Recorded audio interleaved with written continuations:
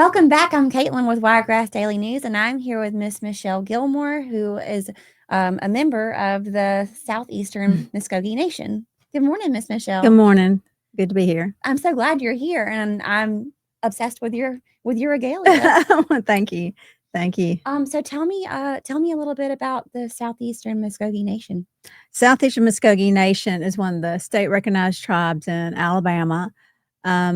Back in the late 70s, they started meeting as a tribe in restaurants, people's homes, and then in the 80s, early 80s, the state recognized the tribes of Alabama, and Southeastern Mvskoke Nation was one of them. Back in the 80s, though, we were known as the Star Clan. Years later, we changed our name to Southeastern Mvskoke Nation.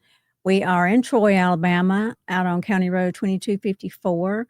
We have our tribal reservation there, and the second Saturday of every month, we gather and celebrate our ceremonies, learn our culture, talk about our heritage, and typically in the past, they were kind of quiet. We didn't go out to the public or do any kind of ceremonies publicly. Our ancestors were the natives who stayed behind. Some traveled the Trail of Tears. Some came back once they traveled the Trail of Tears. Some hid amongst the settlers and integrated into the colonization period. And we are the descendants of those natives.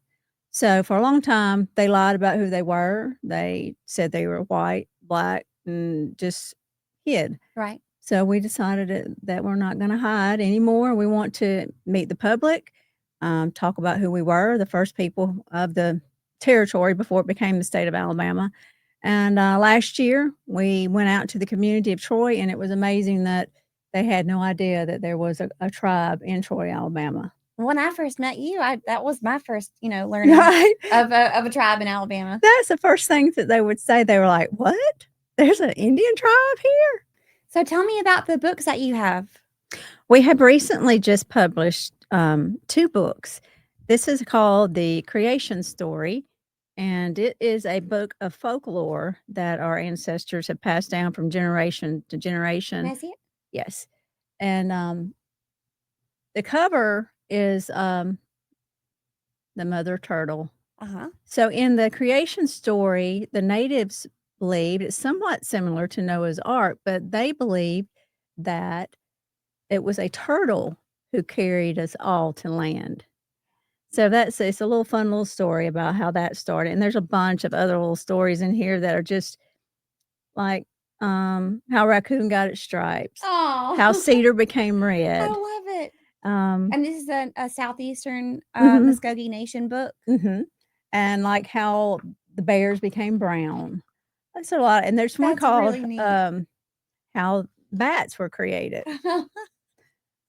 How lightning bugs became here. And my grandson's favorite story is The Little People. That's your grandson's favorite story? Yes, and he actually came up with the idea for the illustration for Really? this. Yeah. It's funny because my mom growing up used to tell me about how she used to play with little people. Of course, I would joke on her and told her she had been smoking too much rabbit tobacco and that she wasn't really playing with little people.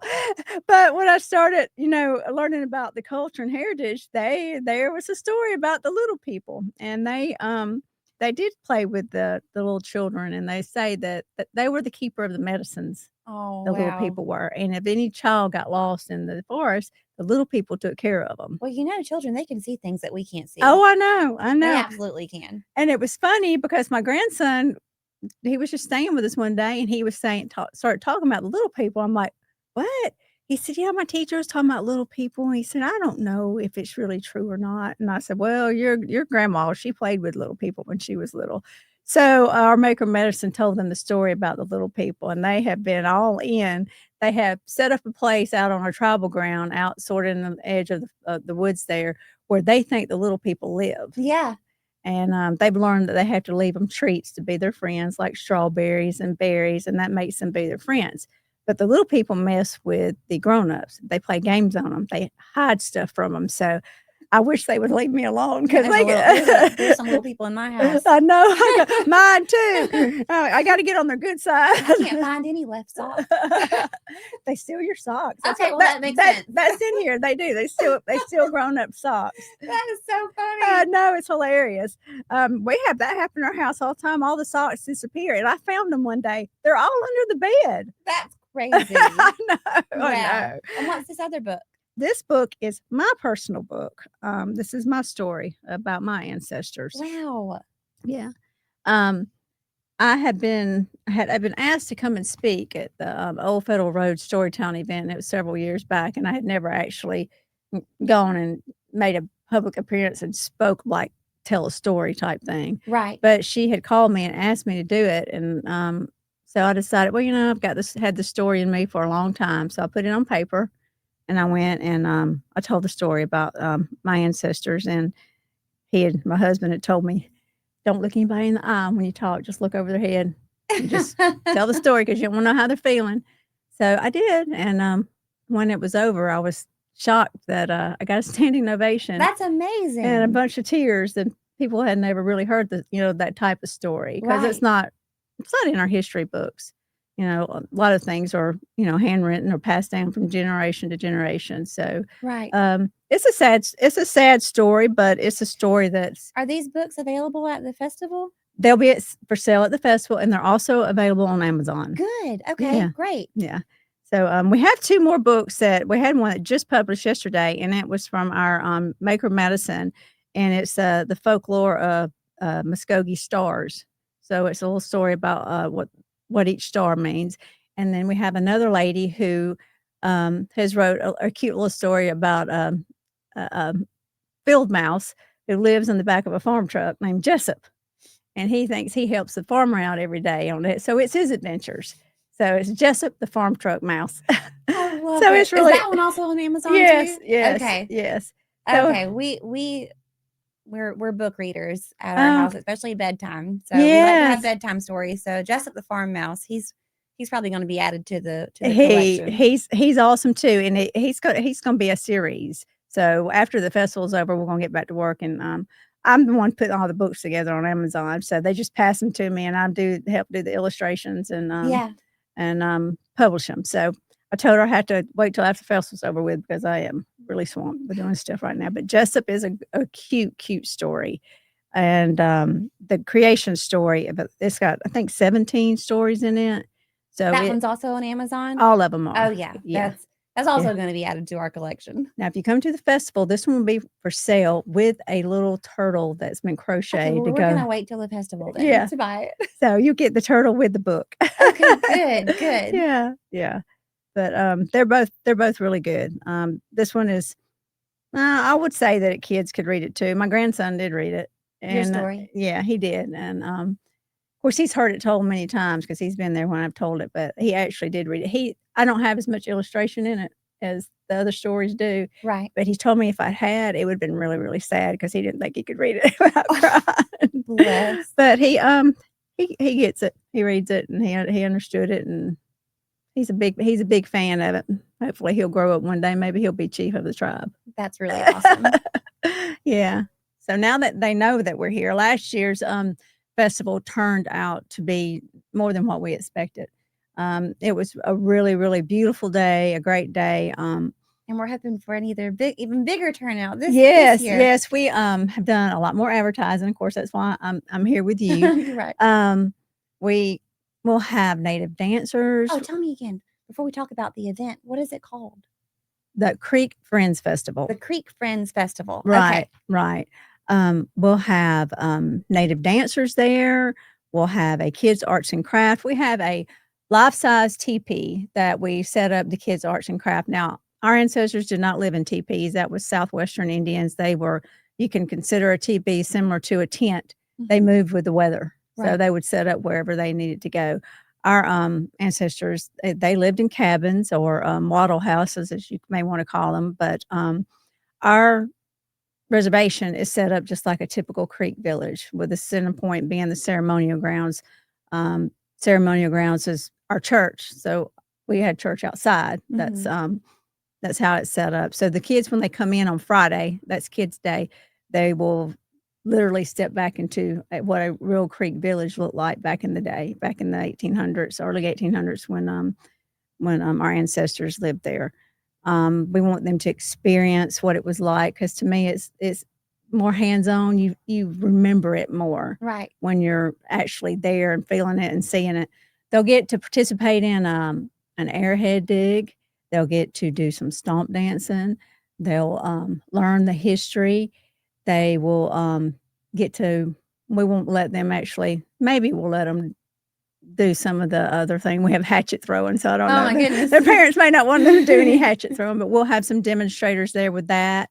We'll have our longbows set up for that. They'll have some slingshots. There's something called a candy dance where the grounds are covered with candy, and as long as the drum plays, they have to dance. But when it stops, they get to scoop up as much candy as they can. So they'll get to do that.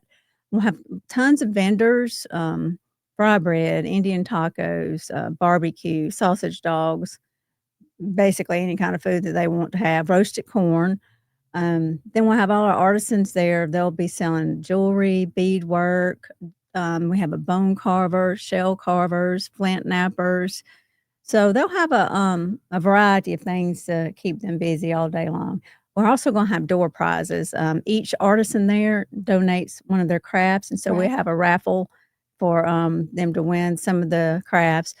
We also have have you seen the big life-size, not bigger than life-size roosters at Tractor Supply? Yes, I have seen those. We're raffling one of those off too. I have a friend back home who I remember her posted on Facebook one time that she desperately wanted one, and I think she did get one. Yeah.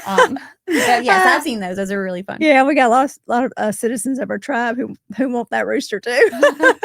So that will be one of the things that we're raffling off. But there's going to be a lot of other really cool things. Last year we had a handcrafted pipe, sort of similar to a peace pipe, that was raffled off. We'll probably have another one of those this year. But it'll be just the grand entry will be at 12, so that's when all the natives will line up and they'll carry out the flags. We'll have our typical flags. This year we'll actually have more because we have a couple more citizens who will be there who are retired military. So we'll have all the branches of the military covered this year. Representative Marcus Paramore will be carrying the U.S. flag, and the director of Alabama Indian Affairs will carry the state flag. So it'll just be a fun day. I think everybody will have a great time. So what are the dates for the event? Friday is Kids Day, and that's when some of the local schools will be coming in. So that's you could come, but the community day will be on Saturday. So October 10th and 11th. October 10th and 11th. Okay. So October 10th, that's Kids Day. Right. Mm-hmm. And the 11th really educational. Yes. Mm-hmm. Yes. And then the 11th is Community Day or Family Day? Yeah, Family Day.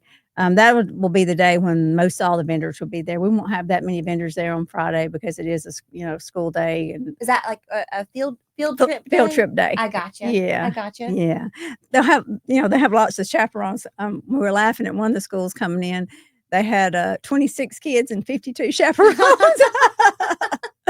So we got a lot of adults coming with them. Hey, they want to come too. I know. Yeah. It sounds like a fun event. So yeah, if I were a chaperone, I would say I'm going to sign up. I know we don't have very many kids, but I'm going to sign up and come to it. Yeah. But, we have a photo booth too this year that we didn't have last year, where they can actually dress in native regalia and get their picture made. Really? Yeah. So okay, so it's October 10th is Kids Day. That's Field Trip Day. And then October 11th is Family Day. Where, again, is this located? Okay, we're on 242 County Road 2254, and that is in Troy. So we're kind of out in the rural area. Actually, I think it's called Jack, Alabama. Okay. But it's rural area. How far away is that here from Dothan? I'm going to say 45 minutes, maybe. Oh, that's not bad at all. No, it's not that far. I don't know why I thought that was further. No, it's not very far at all. Well, then people have no excuse not to come from That's Dothan. right. That's right. They just come and stay all day. That sounds like a lot of fun. Yeah, we had a lot of people who thought they were just going to come and spend a little bit of time, but their kids wouldn't let them leave. So is there a cost to get in? $5. 12 and under are free. 12 and under are free, and it's $5 for 12 and up. Well, that's not expensive at all. Again, no excuse not to go. That's right. And go learn some history about the Southeastern Mvskoke Nation culture. Yeah, we'll have a brief period where we'll have some storytelling and give a good understanding of what a state tribe really represents. You know, the federal tribes are all the ones who were in the removal, who were forced to leave, and then the state tribes are the remnants of the ones who stayed behind. And you told me earlier that your ancestors were from further up? Horseshoe Bend area. Horseshoe Bend. I'm sure you're familiar with the history of the Battle of Horseshoe Bend. Yes. Okay. My 6th great-grandfather was Chief Michelle. Wow. Yeah. Yeah. So he was he was a famous guy. So this is why you're carrying on. That's right. That's right. Carrying on the tradition and the culture. And he has a lot of descendants still in the area. It's kind of crazy. His great-granddaughter, her name was Mary Polly, and she married a Asa Campbell, and they had 11 children. And out of all the 11 children, I was probably the only descendant in the tribe for years. And I thought, where are all these other people? And over the past year, they've all kind of started finding their way to the tribal grounds. And we probably have about 100 descendants from Minimal in our tribe now. Wow. That's awesome. All of us cousins and never knew each other. That's amazing. And now, I mean, we've met and it's like we've always known each other. That's really cool. It is. It really is. It's been a great experience to meet, relatives. But in the Native world, we're all really related. Right. we find out every day that somebody, well, you're my family tree too. So we're all related. That's really cool. Well, okay. So the Creek Friends Festival, October 10th and 11th, beginning at noon or 12. It's gates open at 9. 9. And close at 5. Okay, so gates open at 9, close at 5. This is an all-day event. All-day event. That sounds like a lot of fun. Yes. Okay, so October 11th. I don't think I have anything that day. I'm going to bring my son up. Oh, great. Yeah. Great. I think this will be a lot of fun for him to learn about, and it'll be a fun day for us to spend some family time together. Yeah. So, and he'll get to go and on the arrowhead dig and find some arrowheads. Yeah. I don't know if I'm going to let him throw a hatchet, but he'll be well supervised. Okay, good. As long as it's supervised. It is. Good. Yeah. Well, thank you, Miss Michelle, for coming in today, and I'm looking forward to this event. Thank you. We are too. Thank you. All right.